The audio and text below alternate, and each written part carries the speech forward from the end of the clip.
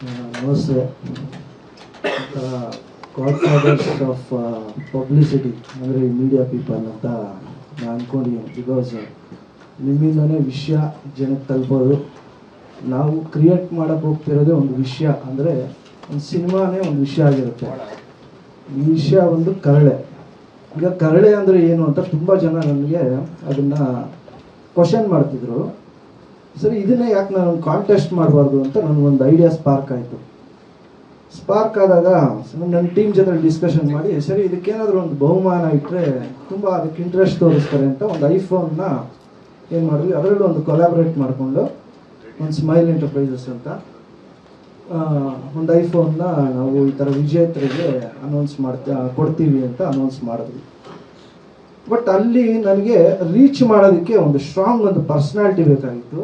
ಆ strong personality Vasishtha ಸಿಂಹ sir ನಮ್ಮ ಜೊತೆಲಿ ಕೈ ಜೋಡಿಸಿದ್ದಕ್ಕೆ ಹಾರ್ಟ್ಲಿ ತುಂಬ ಅವ್ರಿಗೆ ನಾನು ಕೃತಜ್ಞತೆ ಸಲ್ಲಿಸ್ತೀನಿ.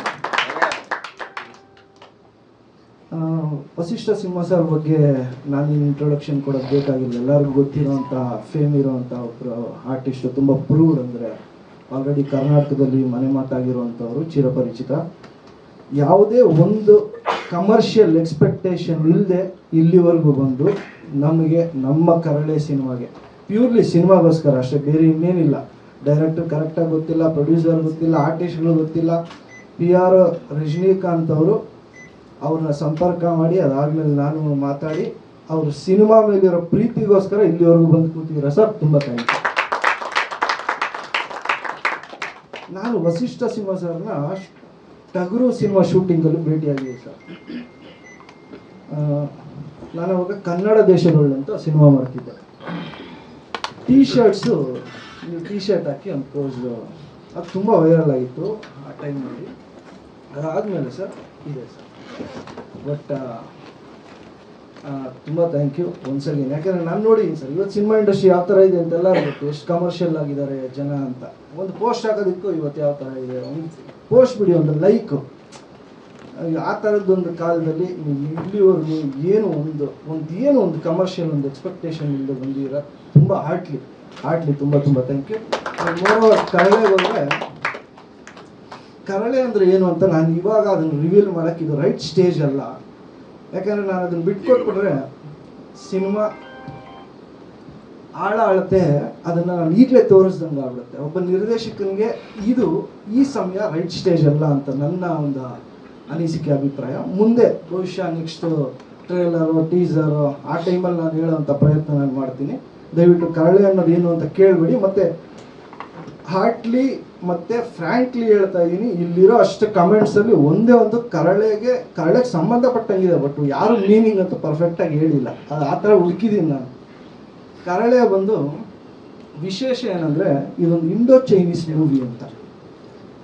ಇಂಡೋ ಚೈನೀಸ್ ಯಾಕೆ ಅಂದರೆ, ಅಟ್ ಎ ಟೈಮ್ ಚೈನಾ ಮತ್ತು ಇಂಡಿಯಾನಲ್ಲಿ ರಿಲೀಸ್ ಮಾಡಬೇಕು ಅಂತ ಒಂದು ಪ್ರಯತ್ನ ಮಾಡ್ತಾ ಇರೋಂಥ ಸಿನಿಮಾ. ಯಾಕೆ ಚೈನಾ ಅಂತಂದರೆ, ಈ ಕತೆ ಒಂದು ನಡೆದಿರೋಂಥ ಬ್ಯಾಕ್ ಡ್ರಾಪಲ್ಲಿ ಇಂಡಿಯಾ ಮತ್ತು ಚೈನಾ ಎರಡರಲ್ಲೂ ಒಟ್ಟಿಗೆ ನಡೆದಿರೋಂಥ ಒಂದು ಕತೆ. ಇದು ರಿಯಲಿಸ್ಟಿಕ್ ಸ್ಟೋರಿ, ತುಂಬ ಹಾರ್ಟ್ ರೆಂಚಿಂಗು.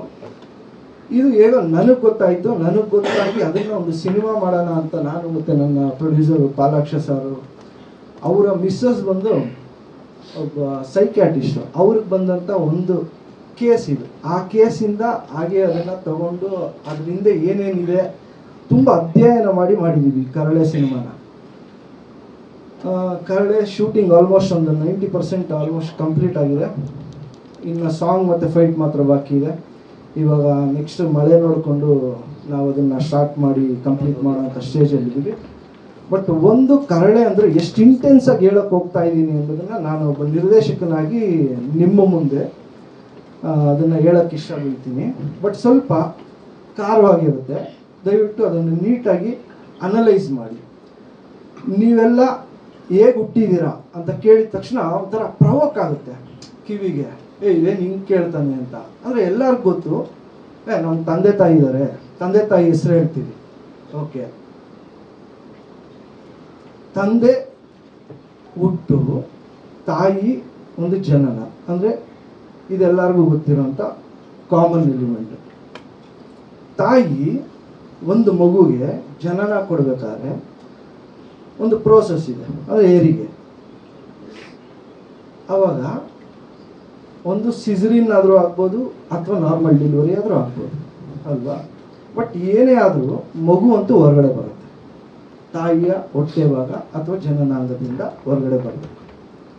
ಕತ್ತರಿಸಿ ತೆಗೀಲಿ ಅಥವಾ ನೈಸರ್ಗಿಕವಾಗಿ ಹೊರಗಡೆ ಬರಲಿ, ಬಂದರೆ ಮಗು ಬಂದಾಗ ಒಂದು ಕರಳು ತಾಯಿಗೆ ಅಟ್ಯಾಚ್ ಆಗಿರುತ್ತೆ.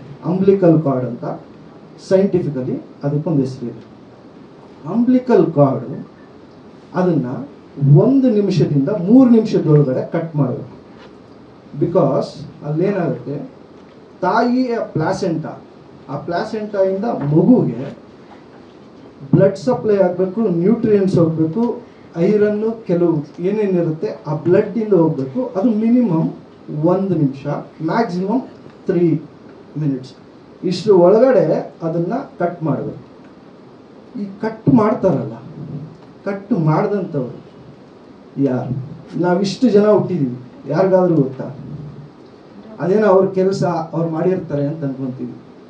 ಅವ್ರು ಕರೆಕ್ಟಾಗಿ ಅಂಬ್ಲಿಕಲ್ ಕಾರ್ಡ್ನ ಅಂದರೆ ಆ ಕರಳು ಬಳ್ಳಿನ ಕರೆಕ್ಟ್ ಟೈಮ್ಗೆ ಕಟ್ ಮಾಡದೆ ಹೋದರೆ ನಮ್ಮ ಬೆಳವಣಿಗೆ ಸರಿಯಾಗಲ್ಲ, ಒದ್ದಾಡಬೇಕು ಅಲ್ವಾ. ಅಂದರೆ ತಾಯಿ ಜನ್ಮ ಕೊಟ್ಟಿರ್ಬೋದು, ಜೀವನ ಕೊಟ್ಟಿದ್ದು ಯಾರು ಅಂದರೆ ಆ ಕರಳು ಬಳ್ಳಿನ ಕತ್ತರಿಸಿದಂಥವ್ರು. ಅವ್ರು ಯಾರು ಅಂತ ನಮ್ಗೆ ಯಾರ ಕಣ್ಣಿಗೂ ಕಾಣಿಸೋದು ಇಲ್ಲ, ನಮ್ಗೆ ಅದು ಬೇಕಾಗೂ ಇಲ್ಲ. ಈ ಥರದ್ದು ಎಷ್ಟೋ ಸತ್ಯಗಳು ನಮ್ಮ ಜೀವನದಲ್ಲಿ ನಾವು ಬದುಕಿರ್ತೀವಿ, ಸಾರ್ಥಕ ಜೀವನ ಅನ್ಕೊಂತೀವಿ, ಬಟ್ ಸಾರ್ಥಕ ಆಗಿರಲ್ಲ. ಯಾಕೆಂದರೆ ಎಷ್ಟೋ ಈ ಥರದ್ದು ತುಂಬ ನಮ್ಮ ಜೀವನದಲ್ಲಿ ನಾವೇ ಅದರಿಂದ ಫಲಾನುಭವಿಗಳಾಗಿರ್ತೀವಿ. ಅವ್ರಿಗೆ ಒಂದು ಪ್ರಶಂಸೆ ಕೊಡೋದಾಗಲಿ ನೆನೆಸ್ಕೊಳ್ಳೋದಾಗಲಿ ಇರಲ್ಲ. ಈ ಥರದ್ದು ಸಾಕಷ್ಟು ವಿಚಾರಗಳನ್ನ ಕರಳೆಯಲ್ಲಿ ಹೇಳೋಕ್ಕೆ ಹೊರಟಿದ್ದೀನಿ. ನಿಮ್ಮೆಲ್ಲರ ಬೆಂಬಲ ಸಹಕಾರ ಇದ್ದರೆ ಖಂಡಿತ ದೊಡ್ಡ ಮಟ್ಟಿಗೆ ಇದನ್ನು ತಲುಪಿಸ್ತೀನಿ ಅನ್ನೋದೊಂದು ಕಾನ್ಫಿಡೆನ್ಸ್ ನನಗೆ. Thank you. ಸ್ವಾದಿಷ್ಟತೆಯ ಸ್ವಾದ, ತಾಜಾತನದ ಆಹ್ಲಾದ, ಉತ್ತಮ ಆರೋಗ್ಯ ಮತ್ತು ಹೆಚ್ಚಿನ ರೋಗ ನಿರೋಧಕ ಶಕ್ತಿಯ ವೃದ್ಧಿಗೆ ಈಗ ನಿಮಗೆ ಸಿಗುತ್ತಿದೆ ಉತ್ತಮ ಗುಣಮಟ್ಟದ ಪೌಷ್ಟಿಕಾಂಶ Shri Vaidik millet health mix. ಇದು ಸಿರಿಧಾನ್ಯಗಳ ಸಂಪತ್ತು.